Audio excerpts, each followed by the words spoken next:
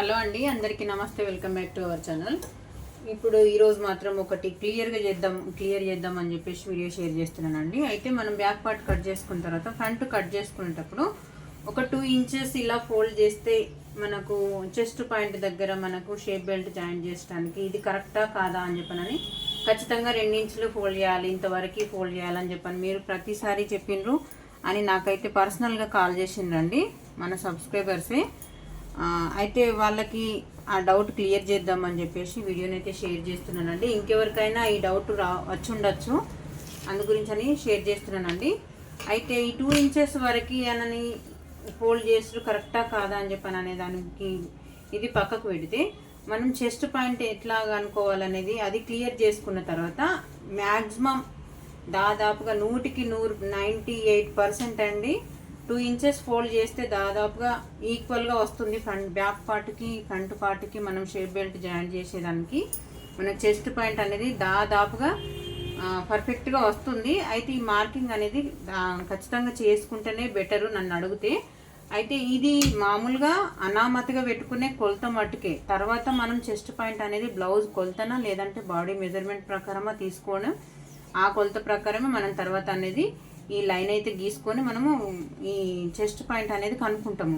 కానీ మ్యాక్సిమం కొత్తగా నేర్చుకునే వాళ్ళకైనా ఎవరికైనా అండి 2 ఇంచెస్ ఫోల్డ్ చేస్తే ఏంటంటే మనకు ఈజీ ప్రాసెస్లో మనం కట్ చేసుకోవడానికి ఈజీగా ఉంటుంది. ఇలా నెక్ తీసుకునేటప్పుడు నెక్ ప్రాపర్టీ తీసేసుకొని నేను మామూలుగా నార్మల్గా కొలుసుకుంటున్నానండి. ఫ్రంట్ పార్ట్ ఈ నెక్ అనేది మామూలుగా తర్వాత చెక్ చేసుకుంటా ఒక 6 ఇంచెస్ వరకు అయితే మార్క్ చేసేసుకొని బ్యాక్ పార్ట్ తీసేద్దామన్నమాట. బ్యాక్ పార్ట్ తీసేస్తే మనకు చెస్ట్ పాయింట్ ఎలా కనుక్కోవాలో క్లియర్గా ఉంటుంది. ఒకసారి చెస్ట్ లూజ్ కనుక్కోండి. అప్పర్ చెస్ట్ లూజ్ ఏంటంటే 37 ఇంచులు ఉంది, గుర్తుంచుకోండి. 37 ఇంచులు అప్పర్ చెస్ట్. ఇక్కడ రౌండింగ్ అనేది క్లియర్గా మనం ఇట్లా ఒక మార్కింగ్ చేసేసుకుంటే పర్ఫెక్ట్గా ఉంటుంది. మనకు కటింగ్ చేసేటప్పుడు అయినా కానివ్వండి ఈజీగా వెళ్ళిపోతుంది. ఈ రౌండింగ్ అనేది ఆమ్ రౌండ్ దగ్గర కూడా రౌండింగ్ అనేది పర్ఫెక్ట్గా తీసుకోవాలి ఒక 1/2 ఇంచ్ విడ్త్ తోటి. ఇక్కడ చెస్ట్ పాయింట్ మనకు 37 ఉంది. 37 ఉన్నప్పుడు మనకి దీంట్లో ఇప్పుడు 37 అంటే ఇక్కడ నుంచి ఇటు వరకు ఎంత వస్తుందండి? 9.5 ఇంచులు వస్తుంది. ఇలా 9.5 ఇంచులు అయితే వస్తుంది. 9.5 ఇంచులు. ఈ 9.5 ఇంచుల దగ్గర నుంచి మనము చెస్ట్ పాయింట్ కనుక్కుందాం. ఫస్ట్ ఆఫ్ ఆల్ ఒకవేళ బ్లౌజ్ మెజర్మెంట్ బ్లౌజ్ ఆది బ్లౌజ్ పర్ఫెక్ట్గా లేదు, చెస్ట్ పాయింట్ కరెక్ట్గా లేదు అని అన్న వాళ్ళకి మనము ఈ చెస్ట్ లూజ్ అనేది కనుక్కున్న తర్వాత ఆ చెస్ట్ లూజ్ని బట్టి నేను చెప్పే ఫార్ములా మీరు ఫాలో అయింది అనుకోండి, చెస్ట్ పాయింట్ ఈజీగా కనుక్కోవచ్చు. అయితే ఇక్కడ ఇప్పుడు మనం నార్మల్గా ఖర్చు అయితే పడతాం కదా 1/2 ఇంచు. ఈ 1/2 ఇంచు దగ్గర నుంచి 9.5 ఎంత 9.5 ఇంచులు మార్క్ చేసుకోండి. ఫస్ట్ ఆఫ్ ఆల్ 9.5 ఇంచులు మార్క్ చేసుకున్న తర్వాత 2.5 ఇంచులు చెస్ట్ పాయింట్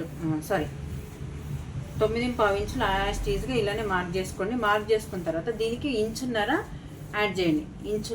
ఇంచు ఒకటి 1/2 ఇంచు ఒకటి 1.5 యాడ్ చేయండి. యాడ్ చేసిన తర్వాత చెస్ట్ పాయింట్ మనము అంటే చెస్ట్ దగ్గర నుంచి ఇక్కడ డాట్ అయితే పెడతాం కదా, మెయిన్ డాట్ హైట్ ఎంత అని అంటే ఈమె హైట్ అనేది 15 వరకు ఉందండి. 15 లెంత్ అంటే మంచి హైట్ పర్సనాలిటీ అన్నట్టు 15 ఇంచెస్ ఉంది.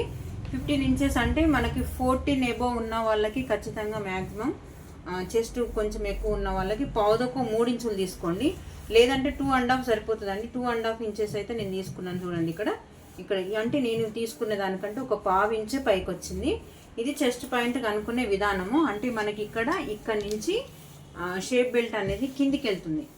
అంటే మనం ఇంకొక 1/2 ఇంచు తీసుకోవాల్సింది అన్నట్టు. అంటే లెంత్ను బట్టి మనం బ్లౌజ్ లెంత్ 15 ఉంది కాబట్టి మనకు ఇంకొక 1/2 ఇంచు ఎక్స్ట్రా తీసుకోవాల్సింది.